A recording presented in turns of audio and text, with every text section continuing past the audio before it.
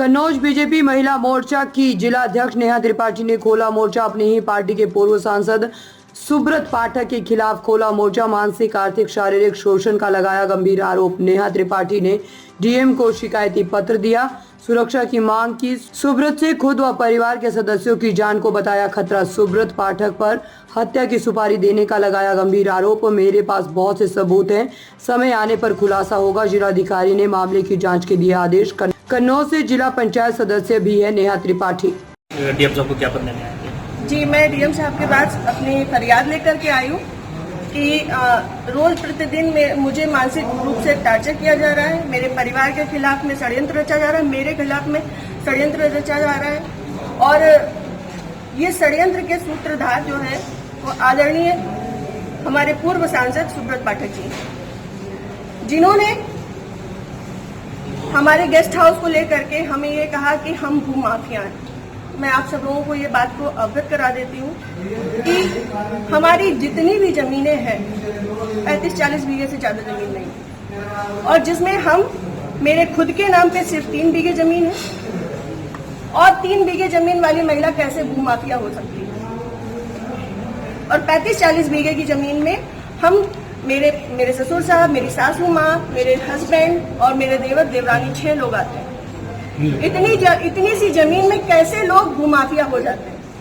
जो ये बड़ा उससे कह रहे हैं कि चपुन्ना के भू माफिया। और रही बात मेरे गेस्ट हाउस की, राधा रानी गेस्ट हाउस की, तो आज इन्हें ये पर लग रहा है कि वो हमने सरकारी भूमि में बनाया है, अवैध जमीन पे कब्जा किया है। तब क्यों नहीं लग रहा था जब 5 साल से उसी में दावतें खा रहे थे, भारतीय जनता पार्टी की मीटिंगें कर रहे थे, हमारा पैसा खर्च करवा रहे थे, रोज मीटिंगें हो रही थी, तब क्यों नहीं ये आपको लगा था? आप पूर्व सांसद के ऊपर एक आरोप लगा रहे हैं। बिल्कुल, आप भी बीजेपी के कार्यकर्ता? मैं बीजेपी की कार्यकर्ता हूँ और बीजेपी में ही काम करती हूँ शुरू से लेके लास्ट तक। जब तक मेरा जीवन मुझे अलाउ करेगा, जब तक ये कन्नौज के नेता मुझे सहज भारतीय जनता पार्टी में रहने देंगे, तब तक मैं भारतीय जनता पार्टी की ही सदस्य हूँ। पार्टी में आपने इसकी उच्च पद पे लोगों से शिकायत की है क्या? मैंने ये इस विषय के बारे में यहाँ से लेके प्रदेश अध्यक्ष तक को सबको सारी बातें पता है। और आज से नहीं पता है, ये पिछले 2 सालों से पता है। मेरे पिताजी, मेरे ससुर साहब, मेरे हस्बैंड, मेरे हम सब लोगों के लिए हत्या तक का मतलब षड्यंत्र रचा जा चुका है। और विगत के चुनाव के निर्णय के बाद ही रचा गया। पिछली 4 जून को रिजल्ट आया है, पिछली 3 जून को ये हमारे गांव गए थे।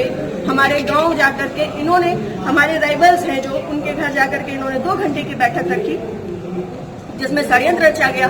और उसके बाद ही उसी दिन इनके एक प्रमुख कार्यकर्ता कहिए, चमचे कहिए, कुछ भी कहिए, वो जीतू त्रिपाठी, उन्होंने मेरे ससुर साहब को फोन किया, जिसकी मैं रिकॉर्डिंग आप सबको भेजूंगी और चाहूंगी कि मीडिया में आप चलाएं।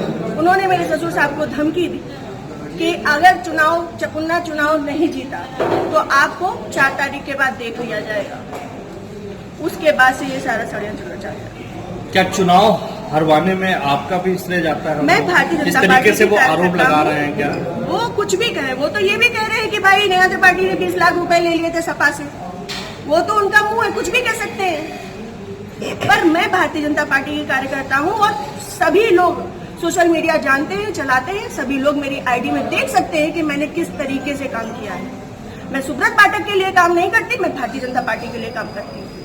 आपने प्रशासन और पुलिस से शिकायत की इस बारे में? जी, मैंने पिछली 25 तारीख को प्रशासन पुलिस से शिकायत की थी, जिसमें सीओजी की टीम गठित है और अभी तक कोई भी पकड़ा नहीं गया।